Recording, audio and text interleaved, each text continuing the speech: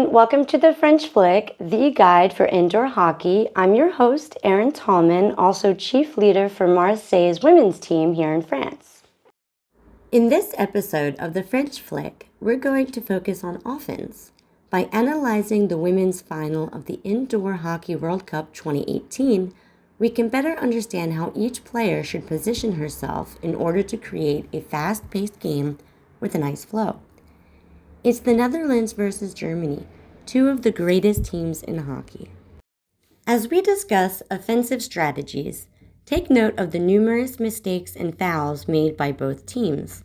It's important to remember that even at high levels of hockey playing, every player makes mistakes and bad decisions.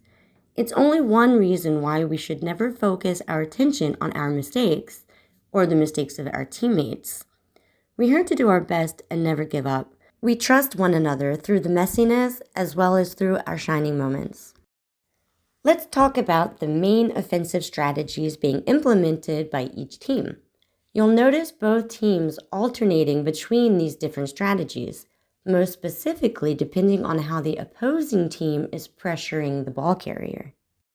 Both teams utilize frequent, fast-paced passing in the back to get the opposing attackers to move, thus generating clear spaces to pass the ball up the pitch. This is done via the two backs and/or the two backs in connection with the midfielder. There is also a two-back midfielder and frontliner combo, and we will call this the rectangle. Two notable methods are being used to achieve fast-paced passing in a triangle setting with two backfielders and one midfielder. First, the midfielder acts as the top point of the isosceles triangle. The point, so to speak, can change the form of the triangle slightly, but generally remains in the center of the pitch. While the midfielder remains mostly central, it can be beneficial at times to cover the line if there is an open space. This does not mean an attacker must automatically come low on the pitch. We're going to see this in a different scenario. The second triangle option is when the back left drops into a deep-seated position, acting as a solo backfielder, and the right back heads up on the line as the midfielder pulls to the left side of the pitch to cover the line there. The triangle in this case is upside down compared to the first option. The first option is best when receiving mid to high pressure from the opposing team. It allows multiple fast-paced passes between the three members of the triangle until the moment when an opportunity to send the ball up the field arises. The second is best when low to no pressure is being applied from the attacking team. This is helpful if you need a different angle on which to send the ball up the board or up the field. If the left back decides to move into this low-seated position, the other two members of the triangle must follow suit. The rectangle situation is when one attacker drops down the pitch to cover the line on her side, while the midfielder is covering the line on the other side. This is a 2-2 situation, like a rectangle. The attacker on the side of the midfielder must remain high on the pitch, either on the line or around the top of the circle. The attacker who remains high must try to stay on the side of the pitch where there is the ball. If the ball moves to the left side, she should move to the left side, or she can maintain a central position near the top of the circle. However, if the midfielder reclaims the center of the pitch to recreate the triangle, the low-seated attacker must return high on the pitch. The rectangle is a good idea when the opposing team is adding a lot of pressure to the backs. This helps the back players with extra passing options, but it also allows us to quickly step into a defense with 4 players near our zone if the ball gets overturned. It's also a good idea when there are empty spaces that can provide perfect passing opportunities that will help us carry or send the ball up the pitch. Keep in mind that we should not be static, and once we make a pass, we should be on the move. It can be a situation where you need to drop back so the player to whom you sent the ball has the chance to send it back to you again without creating an easily intercepted pass. This is most often the case on the back line. It can also mean you need to move forward or to the left or to the right. It can be a matter of a few steps, or a longer distance if necessary. Either way, we must always consider the needs of the ball carrier. If you send the ball to a teammate and do not adjust your placement on the pitch, you're putting the ball carrier in a dangerous position.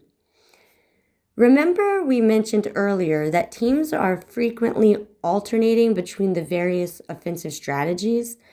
This is what we need to achieve in order to prevent the opposing team from knowing exactly what we will do every step of the way throughout the game. Lastly, we never want our two attackers on the same line as our midfielder. We must always try to know where our players are at all times so we can make the necessary adjustments. All right, we're closing our analysis of offensive strategies to make room for a brief discussion about the goalie's must-knows. As the goalie, your main objective throughout the game is to follow the ball left and right, closing the gap from the ball to the cage. Generally, you'll want to stay centralized, meaning you close the gap from the ball to the center of the cage when the ball is being played on the opponent's half of the pitch. Once they're on our side, you'll adjust accordingly, following the ball to close the gap. You might also find yourself marking an attacker who decides to plant herself in our circle. However, do not continue marking her if she moves to the sidelines. You need to stay focused on the ball to cage gap. When the opponents penetrate our circle, you can use your whole body to block the ball. This includes feet, legs, arms, chest, head, and stick. Using your hands, always play air balls downward when possible, and only send high balls straight up with your glove positioned in a way that it sends the ball up and back behind the cage. Don't swing your stick at other sticks when making a floor tackle. Use your stick when necessary on the ground to block a ball as a field player would. You can also use your stick to stop air balls, but you cannot swing the stick in the air. You should expect shots at goal at any moment once an attacker has entered the circle. Keep in mind that when an opponent enters our circle on the line and in the corner of the pitch, you're responsible for covering the back line. It means you must close the gap that runs along the back line to the cage.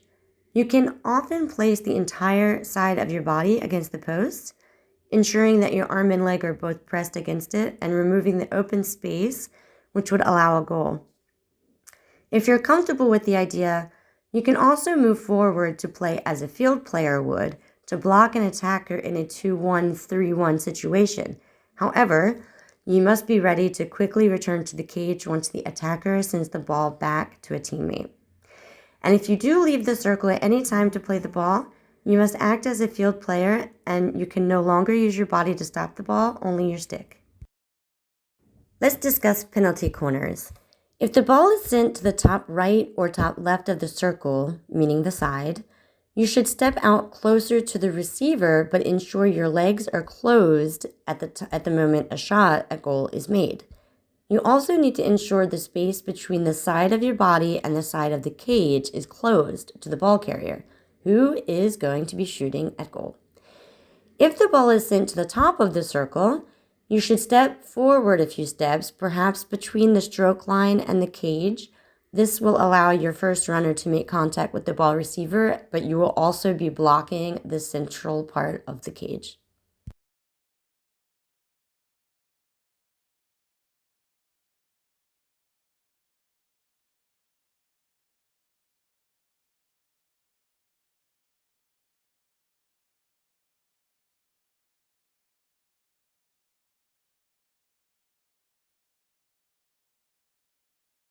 Thanks for joining me on the French Flick, the guide to indoor hockey.